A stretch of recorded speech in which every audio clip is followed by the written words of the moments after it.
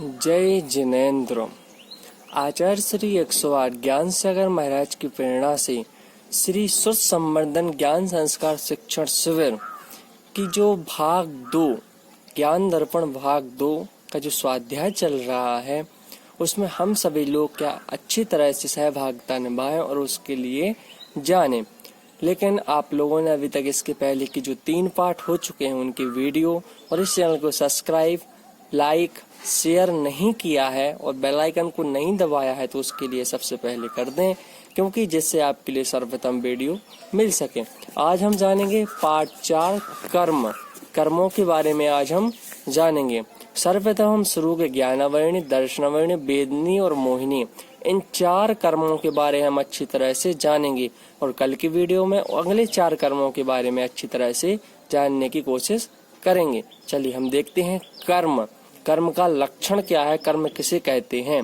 तो जो आत्मा का असली स्वभाव प्रकट नहीं होने देता उसे कर्म कहते हैं। आत्मा का असली स्वभाव कैसे? जैसे हमारे अंदर क्या है, बहुत अच्छी खूबी है, लेकिन हम उन अपनी क्या स्किल्स को दूसरों के सामने क्या प्रकट नहीं कर पाते हैं, क्योंकि वह हमारे कर्म है जो आत्मा के लिए जकड़े हुए हैं। इसके कारण हम अपनी क्या स्वभावता दूसरों के सामने प्रकट नहीं कर पाते हैं। जैसे बहुत सी धूल या मिट्टी उड़कर सूर्य के प्रकाश को ढक देती है, उसी प्रकार लोक में सब जगह भरे हुए जो पुद्गल परमाणु राग द्वेष आदि के निमित्त से आत्मा के प्रदेशों के साथ मिलकर आत्मा का स्वभाव ढक देते हैं, उन पुद्गल परमाणुओं को कर्म कहते हैं। राग द्वेष के निमित्त से उन कर्मों में सुख दुख आदि देने की शक्ति भी हो जाती है। देखो, जैसे धूल और मिट्टी जब तूफान चलता है तो उड़ता है, तो वह क्या हो जाता है, सूर्य के प्रकाश को ढक देता है। उसी प्रकार से जो राग और द्वेष आदि से जो हमारे आत्मा के अंदर कर्म आश्रव के द्वारा कर्म अंदर आते हैं, वह हमारे आत्मा के स्वभाव को क्या ढक देते हैं, उसे कर्म कहते हैं। कर्म के भेद कितने होते हैं, कौन कौन से होते हैं, देखते हैं। कर्म के 8 भेद होते हैं। ज्ञानावरणी, दर्शनावरणी, वेदनीय, मोहिनी, आयु, नाम, गोत्र और अंतराय। इस प्रकार से 4 प्रकार के जो कर्म, मतलब 8 प्रकार के कर्म होते हैं। इनमें से ज्ञानावरणी, दर्शनावरणी, मोहिनी और अंतराय यह घातिया कर्म तथा जो शेष 4 और कर्म बचे हुए हैं वह अघातिया कर्म कहलाते हैं। 4 घातिया नाश करे अरिहंत प्रभु कहलाते हैं, अष्टकर्म जो नाश करे सिद्ध प्रभु कहलाते हैं। इनने 4 घातिया कर्मों का अर्थ ज्ञानावरण, दर्शनावरण, मोहिनी और अंतराय, इन कर्मों का क्या कर दिया है, घात कर दिया है। वह क्या कहलाते हैं, सिद्ध अरिहंत परमेष्टि कहलाते हैं। उन्होंने 8 कर्मों का नाश कर दिया है, जो सिद्ध सलाह में विराजमान हो गए हैं, उन्हें क्या कहते हैं, सिद्ध परमेष्टि कहते हैं। अब हम देखते हैं सर्वप्रथम ज्ञानावरण कर्म। आघातिया कर्मों के बारे में जाने तो वेदनीय, आयु, नाम और गोत्र आघातिया कर्म कहलाते हैं। अब हम देखते हैं ज्ञानावरण कर्म किसे कहते हैं। जो आत्मा के ज्ञान गुण को ढकता है, प्रकट नहीं होने देता, उसे ज्ञानावरण कर्म कहते हैं। आत्मा का ज्ञान गुण, जैसे कि हम यह पढ़ रहे हैं, इस भाग के लिए हम क्या कर रहे हैं, पढ़ रहे हैं। तो इस भाग को पढ़ते पढ़ते हम क्या, जब हमारा पेपर देने का समय आया तो उसके लिए हमारा क्या, अचानक से हम भूल गए, वह ज्ञान गुण हमारा ढक गया। तो ये कैसे ढकता है, क्या करने से ढकता है, हम दृष्टांत के माध्यम से हम समझते हैं कि यदि किसी मूर्ति पर पर्दा पड़ा हो तो जिस तरह उसका रूप नहीं दिखता, उसी प्रकार ज्ञानावरण कर्म आत्मा के ज्ञान गुण को ढक देता है, प्रकट नहीं होने देता। जैसे सुरेश अपना पाठ खूब याद करता है परंतु उसे याद नहीं होता, इसमें सुरेश के ज्ञानावरण कर्म का उदय समझना चाहिए। देखो, इस प्रकार से जो मूर्ति के ऊपर पर्दा ढका हुआ है तो हमारे लिए क्या दर्शन नहीं हो पाते। उसी प्रकार से जो हम हैं, हम बहुत याद करते हैं लेकिन हमारे लिए क्या, वह याद नहीं होता। कोई रहता है जिसके लिए एक ही बार में पूरा याद हो जाता है, जैसे अकलंक स्वामी थे। अगर वह कुछ भी चीज पढ़ लें तो जब तक उनका मरण नहीं होगा उनके लिए कभी भी क्या भूलते नहीं थे। और जो निकलंक स्वामी थे उनके लिए अगर 2 बार वही चीज पढ़ लें तो वह कभी भी भूलते नहीं थे। हम देखते हैं पहले के जो ओल्ड पर्सन है अर्थात वृद्ध लोग हैं, उनके लिए क्या एक ही बार में याद हो जाता था, लेकिन धीरे धीरे वह हमारा ज्ञानावरण कर्म का उदय आता गया। तो अब हम अगर 100 बार भी पढ़ते हैं तो फिर हमारे लिए अच्छी तरह से क्या क्लियर होता है। लेकिन अभी भी किसी लोगों के लिए क्या 2 या 5 बार में अच्छी तरह से याद हो जाता है। अब इसके जो ज्ञान वर्ण कर्म हमारे लिए ढकता है। तो किस प्रकार से यह ज्ञान गुण को ढकता है? तो देखो, बंध के कारण ज्ञान के साधनों में विघ्न डालना, पुस्तक फाड़ देना, छिपा देना, किसी को नहीं बताना, अपने ज्ञान का गर्व करना, जिनवाणी में संशय करना, अर्थ का अनर्थ करना, गुरु की निंदा करना, झूठा उपदेश देना आदि कार्यों से क्या ज्ञान वर्ण कर्म का बंध होता है। इनसे उल्टे कार्य करने से ज्ञान का विकास होता है। जैसे ज्ञान के साधनों में विघ्न डालना, कहीं पर क्या प्रवचन चल रहे थे, उसका क्या कर दिया हमने, वहाँ पर बाधा डाल दी कि ये अच्छे नहीं बोल रहे, इनका उपदेश गलत है। गलत है तो बात अलग है, लेकिन वह अच्छा उपदेश दे रहे थे, हमने माइक ही बंद कर दिया इस प्रकार से। फिर पुस्तक फाड़ देना या छिपा देना, हम किसी से जलते हैं तो उसकी क्या पुस्तक छिपा दी, पुस्तक फाड़ दी। किसी को नहीं बताना, हमसे किसी ने पूछा कि यह किस प्रकार से हुआ, तो हमने उसके लिए नहीं बताया। अपने ज्ञान का गर्व करना, हमारे बहुत अंदर ज्ञान है, हमारे अंदर बहुत अच्छा हूँ मैं, इस प्रकार से जिनवाणी में संशय करना, जो जिनवाणी में लिखा है उसको नहीं मानना। अर्थ का अनर्थ करना, अर्थ कुछ है और अनर्थ कुछ करना। गुरु की निंदा करना, अपने सर लोगों की क्या बुराई करना। झूठा उपदेश देना, किसी ने कुछ पूछा उसके लिए उल्टा बता दिया। इस प्रकार से ज्ञान वर्ण कर्म का बंध होता है। और इससे उल्टे अथवा इन सबको नहीं करना, हमारा ज्ञान का विकास होता है। हम देखते हैं दर्शन वर्ण कर्म। जो कर्म आत्मा के दर्शन गुण को ढकता है, प्रकट नहीं होने देता, उसे दर्शन वर्ण कर्म कहते हैं। जो आत्मा के ज्ञान गुण, दर्शन गुण, अर्थात कैसे दर्शन गुण, दृष्टांत के माध्यम से समझते हैं कि जिस प्रकार कोई पहरेदार राजा के दर्शन नहीं होने देता, उसी प्रकार दर्शन वर्ण कर्म आत्मा को पदार्थों का दर्शन नहीं होने देता। जैसे रमेश मंदिर दर्शन के लिए गया किंतु ताला लगा पाया, इसमें रमेश के दर्शन वर्ण कर्म का उदय समझना चाहिए।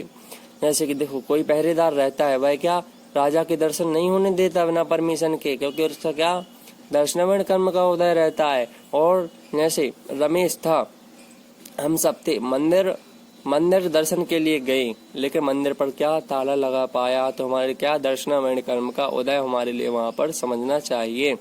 और इसके बंध के कारण क्या है, तो जिन दर्शन में विघ्न डालना, किसी की आंख फोड़ना, दिन में शयन करना, मुनियों को देखकर घृणा करना, अपनी दृष्टि का गर्व करना इत्यादि कार्यों से दर्शन वर्ण कर्म का बंध होता है।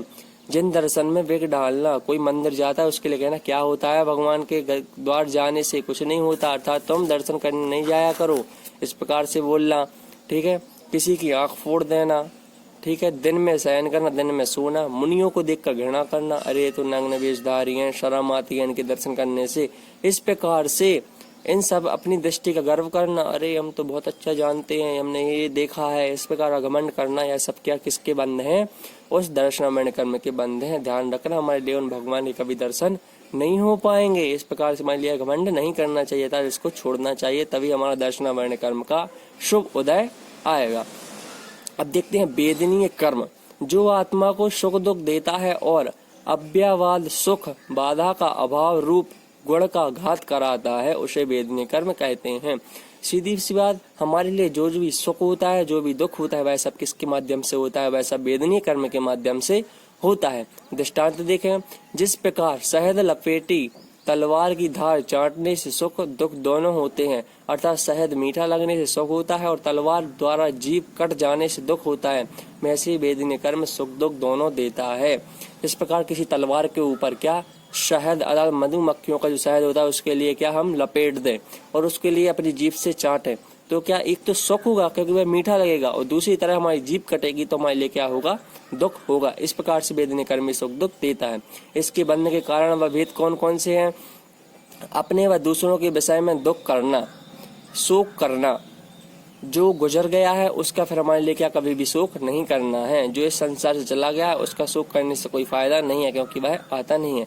पश्चाताप करना, रोना, मारना, पशुवध करना, त्रयंचों को क्या सताना, उनको मारना, बलि चढ़ाना आदि कार्यों से असाता वेदनीय कर्म का बंध होता है। क्योंकि वेदनीय के दो भेद, साता वेदनीय, असाता वेदनीय। तो असाता वेदनीय क्या, दुख देने वाला, तो क्या अपने दूसरों के विषय में दुख करना, शोक करना, पश्चाताप करना, पशुवध करना, रोना, मारना, बलि चढ़ाना इत्यादि से क्या असाता कर्म वेदनीय का बंध होता है।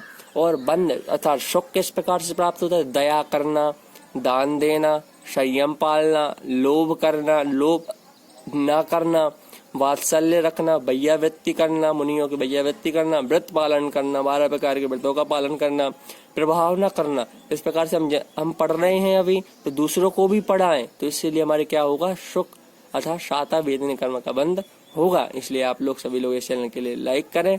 अगर वीडियो अच्छी लगे तो आप इसको लाइक जरूर करिए और अपने मित्रों में सब्सक्राइब करके बेल आइकन को दबा के सबके लिए भेजिए। तो इस प्रकार से हमारे लिए क्या होता है, वह साता कर्म वेदनीय का बंध होता है। अब देखते हैं मोहिनीय। जो मोहिनीय है वह कर्मों का राजा कहलाता है 8 कर्मों में। अगर मोहिनीय कर्म हमारा क्या हो गया, नष्ट हो गया, तो सभी कर्म अपने आप स्वतः ही नष्ट हो जाएंगे। लेकिन वह मोहिनीय कर्म नष्ट ऐसे नहीं होता है। तो इसका लक्षण देखते हैं। जो कर्म आत्मा के सम्यक्त और चारित्र गुण को ढकता है, उसका घात कराता है, अथवा जिसके उदय से यह जीव स्वभाव को भूलकर अपने से जुदा पर वस्तुओं में लुभ जाता है, उसे मोहिनी कर्म कहते हैं। जो आत्मा के सम्यक्त और चारित्र गुण का ढकता है अथवा उसका गुण प्रकट नहीं होने देता। कैसे? हमारा सम्यक अच्छापना है, हमारा चारित्र, हमारे क्या चारित्र अर्थात हम व्यवहार से सबके लिए अच्छे से पेश आते हैं, लेकिन उसके लिए क्या प्रकट नहीं होने देता। वह राग द्वेष आदि हमारे अंदर क्या भरे पड़े हुए हैं। हर प्रदेश में हमारे क्या राग द्वेष भरे पड़े हुए हैं, तो इसके कारण से वह हमारे अंदर प्रकट नहीं होने देता। तो उसे क्या कहते हैं, मोहिनी कर्म कहते हैं। और वह पंचेंद्रियों के विषय में लुभा ही रहता है। दृष्टांत के माध्यम से समझते हैं। जिस प्रकार शराब प्राणी को भुला देती है, जो शराब रहती है वह जो पीता है उसके लिए क्या भुला देती है कि वह कौन है, उसी प्रकार मोहिनी कर्म आत्मा को मोहित कर देता है। जो मोहिनी कर्म है, राग द्वेष आदि है, वह आत्मा को क्या मोहित कर देता है, उसके लिए लुभा देता है, अच्छी तरह से भर जाता है। इस कर्म के निमित्त से प्राणी पर पदार्थों में इष्ट अनिष्ट की कल्पना कर इष्ट और अनिष्ट रूप आचरण करता है। और इस कर्म को जो अच्छे से, जो हम अभी भी हमारे अंदर क्या मोहिनी कर्म अच्छा अटूट विराजमान है, वह हमेशा बनता रहता है, क्योंकि हम राग द्वेष आदि करते रहते हैं। और इष्ट और अनिष्ट की वस्तु में ना तो हम अच्छी तरह से जान पाते हैं कौन इष्ट है, कौन जानने योग्य है, कौन त्यागने योग्य है। क्रोध मान माया लोभ आदि मोहिनी कर्म के उदय से ही होते हैं। जो 4 कषाय हैं वह मोहिनी कर्म के उदय से होती हैं। जैसे प्रकाश ने क्रोध, प्रकाश अर्थात किसी व्यक्ति का नाम, तो प्रकाश ने क्रोध में आकर जिनेश को मार दिया। विजय ने लोभ में आकर राजकुमार को लूट लिया। इसमें प्रकाश और विजय के मोहिनी कर्म का उदय समझना चाहिए। अब इसके बंध के कारण क्या है, तो सच्चे देव, शास्त्र, गुरु और धर्म में दोष लगाना। सच्चे देव, सच्चे शास्त्र, सच्चे गुरु को क्या नहीं समझना, अच्छे से नहीं जाना। अगर सच्चे देव को, गुरु को, देव को, धर्म के बारे में जानना है तो इसी चैनल में जो वीडियो पड़ी हुई है द्वितीय डाल की, उसके लिए आप क्या देख सकते हैं और उनके लिए अच्छी तरह से जान सकते हैं।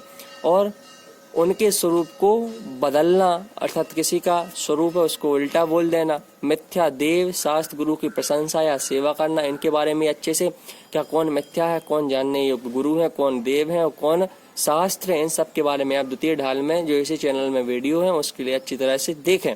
आगम की मर्यादा का उल्लंघन करना, जो आगम में लिखा है, जो आगम के अनुरूप है, उसको क्या नहीं मानना, उसके लिए क्या दूषित करना अर्थात उसके उल्टे विचार दूसरों के सामने प्रकट कर देना। क्रोध आदि कषाय करना इत्यादि कार्यों से मोहिनी कर्म का बंध होता है। क्रोध आदि 4 कषाय हैं, उनका क्या करना, क्रोध मान माया लोभ, हम इसका क्या उपयोग हमेशा ही करते रहते हैं, तो इससे क्या मोहिनी कर्म का बंध हमारे लिए होता रहता है। इस प्रकार से हमने ज्ञानावर्ण, दर्शनावर्ण, वेदनी और मोहिनी कर्म को आज अच्छी तरह से समझा। कल हम आयु, नाम, गोत्र, अंतरा, इन 4 कर्मों के बारे में अच्छी तरह से जानेंगे। अगर आप लोगों ने यह चैनल सब्सक्राइब नहीं किया तो उसके लिए अच्छी तरह से कर दें। आप सभी के लिए जय जिनेंद्र। बोलिए आचार्य श्री 108 ज्ञान सागर जी महाराज की जय।